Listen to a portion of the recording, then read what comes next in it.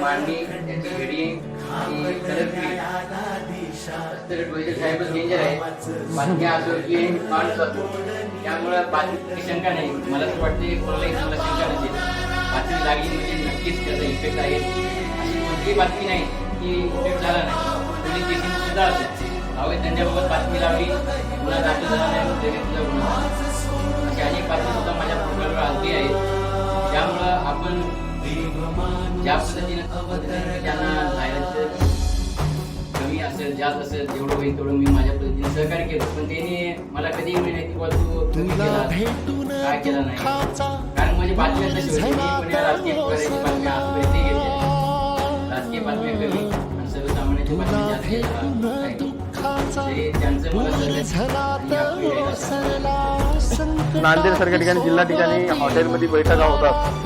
याचं श्रेय सर्व या श्रमिक लोकराज्य परिवाराला जातं. फळ बनायला पण पुढील भागात होतो. आपला सर्वप्रथम